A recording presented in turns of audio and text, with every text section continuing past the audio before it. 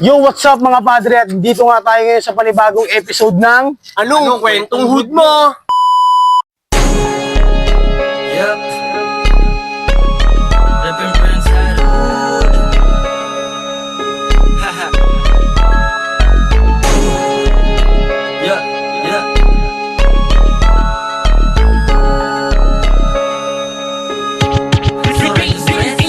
Rapping Burnside, good man. Yo, what's up? Magandang hapon. Nandito tayo sa bagong episode ng Anong Kwentong Hood Mo at may kasama tayo. Tito, magpakilala ka. Ako nga pala si Gohan ng Burnside Dude.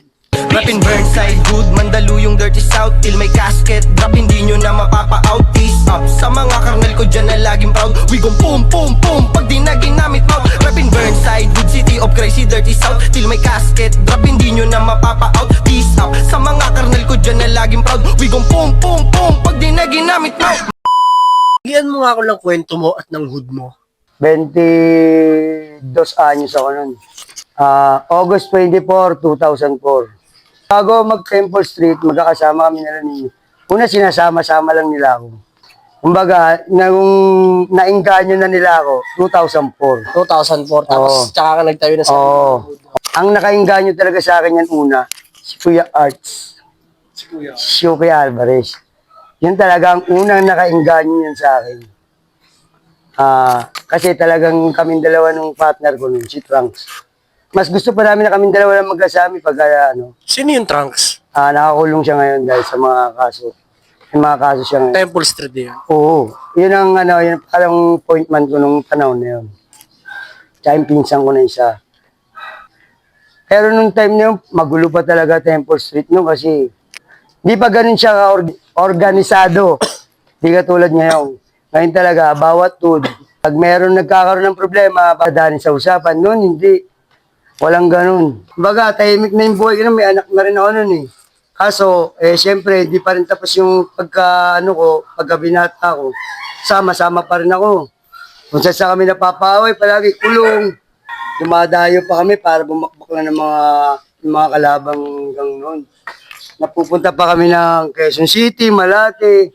Hanggang sa binababa nga kami ng mga Paranaque. Pagka pumunta kami Malate, noong panahon namin.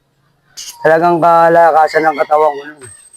Kaya hindi mo ako masusugatan, hindi mo ako magugulangan sa gulo ng araw. Yung isip ko noon, advance talaga palagi. Alam ng mga kasabayan ko yan.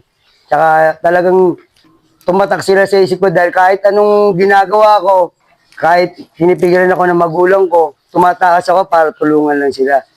Kahit hindi ko kagrupo, kahit hindi ko basta kalugar ko, o kunyari, may nagawa ka sa akin maganda, tutulungan kita basta nasa tama ka palagi. Mahirap talaga noon, mahirap talaga ng panahon namin. Hindi mo alam kung sino kalaban.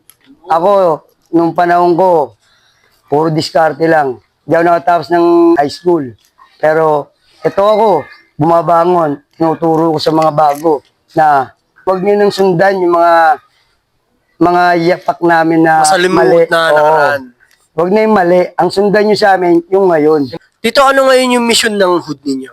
Yun, yung tumulong at yung ilayo sa mga bisyo, yung mga baguhan. Hindi lang ito ang mood namin. Puro Burnside din. May Burnside hulo, may Burnside na extension. Tapos, nung panahon ko pa, meron pa akong tinayo dyan sa Felix. Hindi ko na lang makita ngayon. Sa Felix, sa Pandakan, pre, wala pang temple doon, meron na akong temple doon. Ano yung tracing kabataan. Hindi ko na lang matagpuan yun kasi hindi ko na rin tanda eh.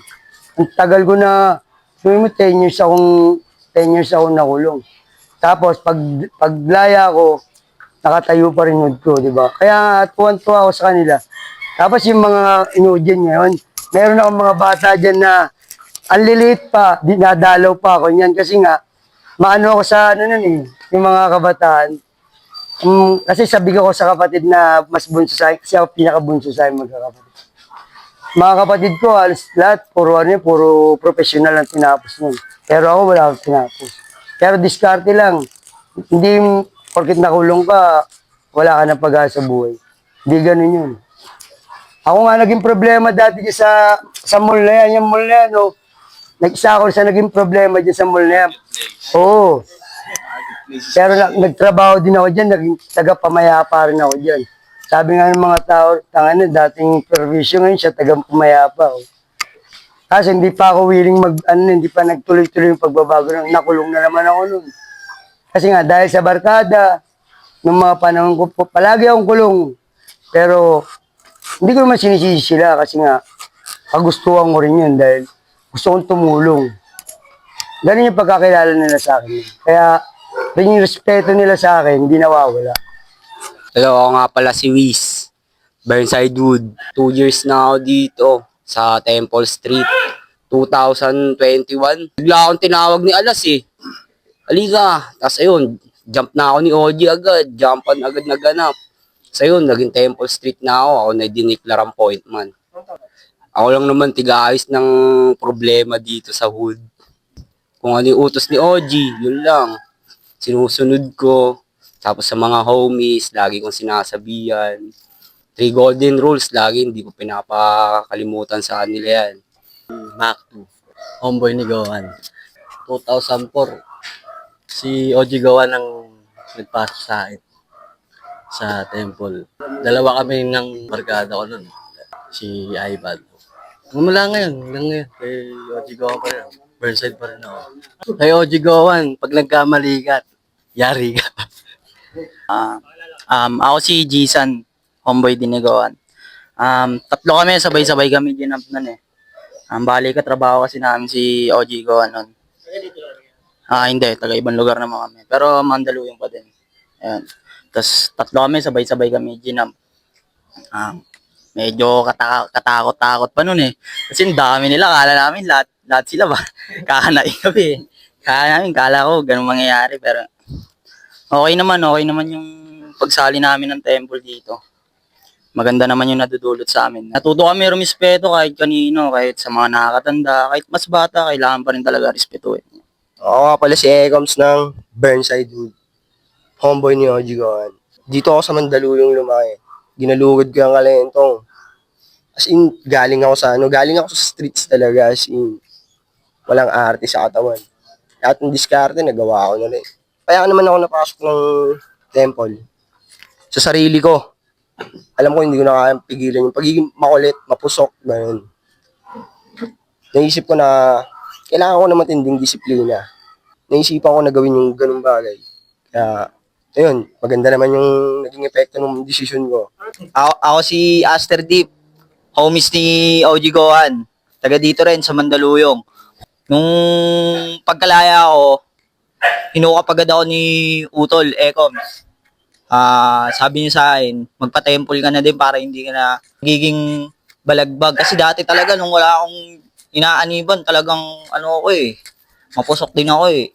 Ngayon nung naging temple ako, 2 months din ako nag-service kasi nga close jumping nun. Matagal na sana ako talaga na-jump. Ayun nga, isa nga ako sa naging makulit na homies ni OG Gohan, sakit din ako sa ulo niya. Pero nung medyo nalaman-laman ko na yung mga rules, doon na ako sumunod. Siyempre, totoo nga naman eh. Masarap talagang sumunod lang kaysa magpasunod. Padre, ano namang may babayo mo sa mga kabataan? May papayo ko lang sa kanila. Mag-aral kayo mabuti para hindi nyo maranasan yung mga naranasan ng ibang dyan na nakikita mo na nasa kalsada, natutulog. Basta yung pag-aaral nyo, wag nyong kakalimutan. Lahat ng mga karnal at mga ibang pangkat dyan, one love na lang tayo, wala nang gulo. Ang sarap kaya maglakad ng katulad nito. Ako, katulad ko, wala na akong kaaway Dati hindi ako makapaglakad ng maayos. Ngayon, taas note talaga ako. Hindi na palingon-lingon. Dati alas mabalilig ko kaliwat kanan. Ngayon, hindi. Ang sarap na pakiramdam. Na wala ka nang iniilagan. Kaya, maging mapagpasensya, ba natin pasensya lagi. Hanggat di naman kayo nasasaktan, huwag niyo pansinin, wala naman yun eh. Payo ko lang sa mga bata, hanggat kaya nila mag-aral sila. Hanggat may nagpapaaral sa kanila, mag-aral sila. Huwag nila sayangin yung opportunity na binibigay sa kanila ng mga magulang nila. Kasi madali lang sumuway madali lang naman sumuway, pero kailangan marunong ka rin sumunod. Real shit lang, walang plastikan. Kasi kahit ako, hindi ko alam magpapayo sa sarili ko eh. May mapaipapayo ko na lang sa kanila niyan. Kung ano yung gusto nila gawin nila, basta huwag lang silang sasagad. Pag mali, iwasan na lang. Gulo, wala yan. Lilipas yan. Pwede ka pa madisgrasya dyan. Baka maging alaala ka na lang kapag ganyan pa rin ang ganyan pinagagawa mo, di ba? Streetwise, tapos lawakan lang palagi. Tsaka kung kailangan umiwas, iwasan na lang kasi yun naman talaga yung dapat eh. Dito, baka meron kayong mga gustong shoutout. Shoutout nga pala kay Tatay Click, kay Cream, sa Death Road, pero nakilala ko siya kasi sa Batasan.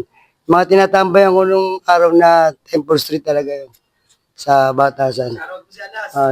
Shoutout, Alas Maki, wala ka rito. Buta, trabaho mo na, tinatrabaho ko palagi Pero, okay ang bata niyan. Si paring El Asesor, alam mo na kung sino ka. At saka yung mga kumpare ko na sa ibang pangkat, salamat sa mga tumulong sa akin. Kaya salamat pa rin sa Panginoon na walang nangyari masama. Shoutout sa may-ari ng damit na to. Sa lahat ng mga gustong rumoxy na kayo. PM nyo lang. Shoutout nga pala sa OG ko, syempre. Sa anak ko, sa Esmi ko, pati sa Simplero 1550. Kaming dalawa ng utol ko yun. Shoutout sa mama ko, ma. Dito na sa rooftop. Shoutout nga pala sa hood ko, Outload. Pati kay OG Reggie. Yo, shoutout sa Dirty South, City of Crazy, kay Wangklik, kay Tito Arts, kay Check 9, at syempre kay OG Gohan, at sa lahat ng hood na nasasakupan ng City of Crazy. Peace up! Sukutu! Yo, what's up mga badre? At hanggang dito na lang ang kwentong hood natin. Magkita-kita tayo sa mga susunod na episode ng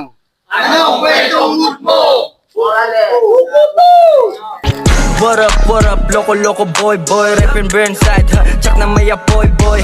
Pag tumira na tsakmatik to baon, di na ako tinatabla ng mga barang patapon. Welcome to my hood, bawal dito makulit. Yung mga dating may sungay dito na bumait. Pero kung susubukan mo, pwede naman ulit. Tulfakwiras, baka matanggalan ka ng kulit. Mas pinili kong pumera, mga ganyang galaw di sa'kin yung bibenta.